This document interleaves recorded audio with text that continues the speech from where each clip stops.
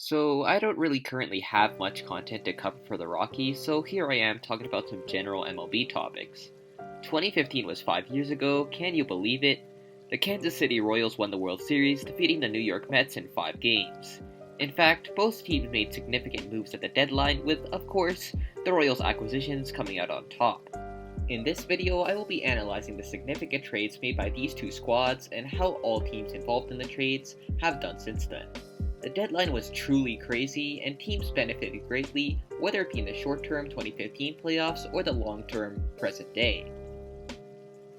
Starting off is probably the biggest trade of the deadline in the Yoenis Cespedes trade. In this deal, Yoenis Cespedes went from the Tigers to the Mets in exchange for Michael Fulmer and Luis Cessa, both pitchers. Prior to the trade, Cespedes was hitting .293, .323, and .506 for an OPS plus of 125 for a total 4.2 WAR. That total alone ranks as his best total in his career, a half season.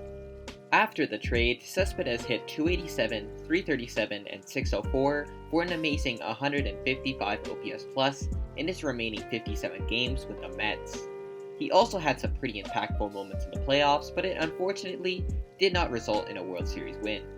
After 2015, he did have a solid season in 2016 with an All-Star appearance, but since 2017, he's had some issues staying on the field. When he's been on, though, for the most part, he's contributed.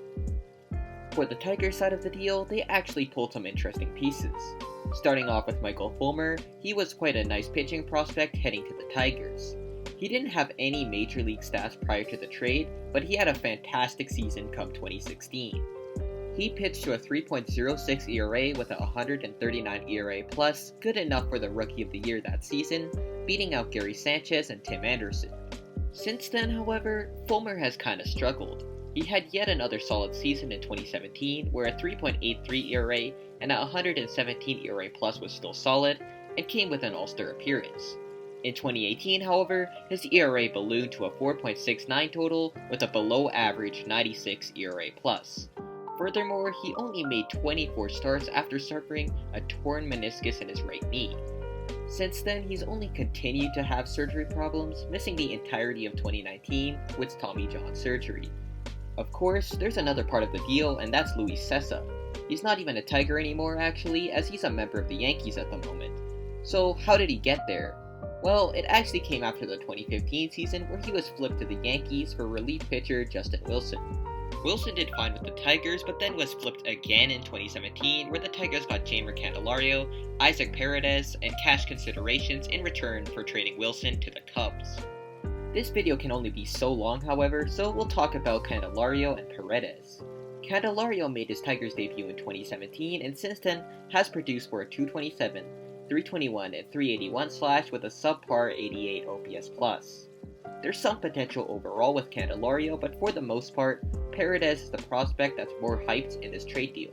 Paredes is currently the 5th ranked Tigers prospect, where he primarily is a bat-first kind of guy with a 55 hit and 50 power tool. He's hit .274, .355, and .420 throughout his minor league career, and really just hits at a solid rate at every level he's at.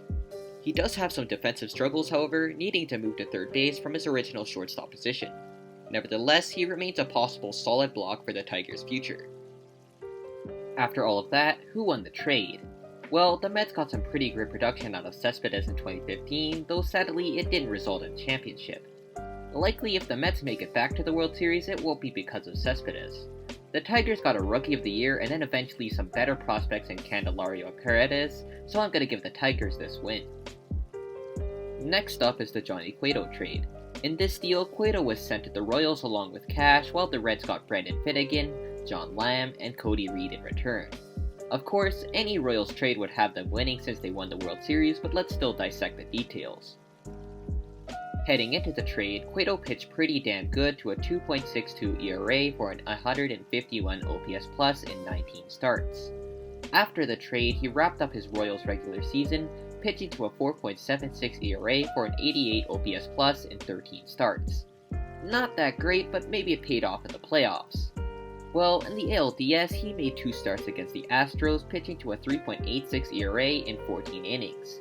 This included a Game 5 victory where he sealed the deal going 8 innings, giving up only 2 earned runs on 2 hits where he struck out 8. Fantastic.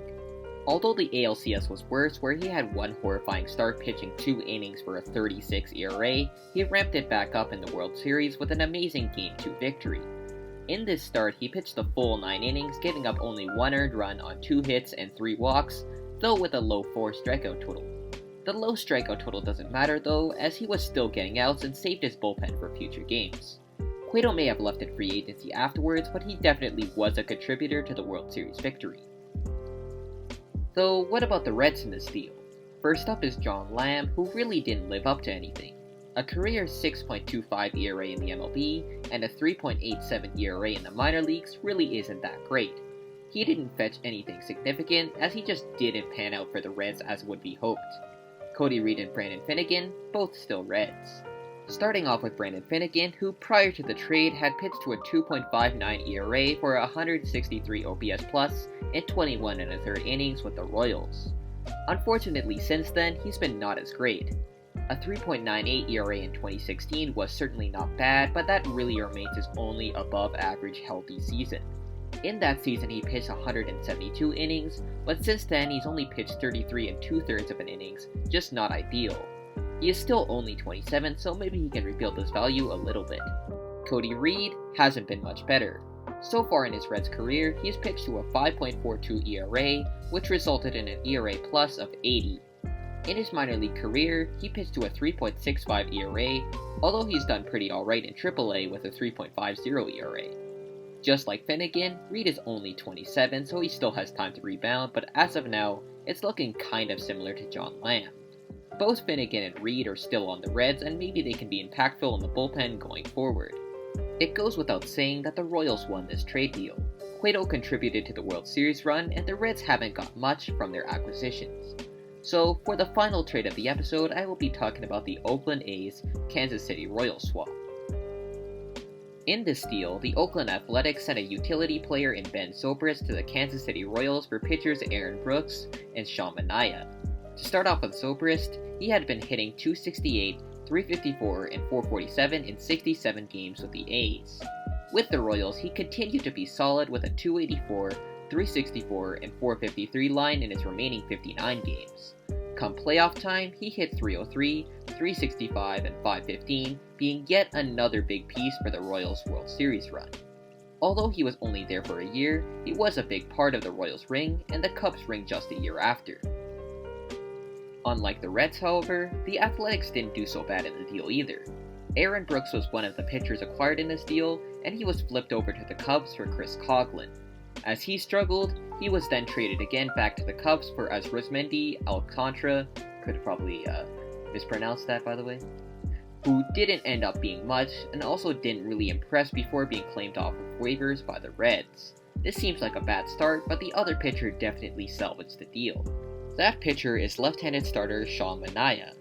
Although he hasn't been entirely healthy, he's got such good stuff to be considered the ace of the staff. Statistically, a career 3.77 ERA for a 110 ERA plus is quite solid, though not ace stats.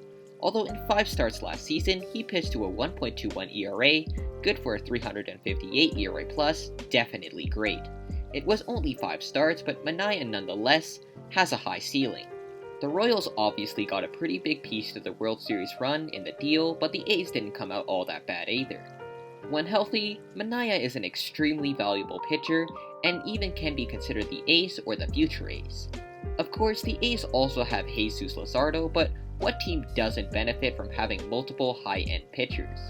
Overall, the 2015 trade deadline was definitely one that will be remembered, and both teams in the World Series had some huge pieces coming out of the trades they made.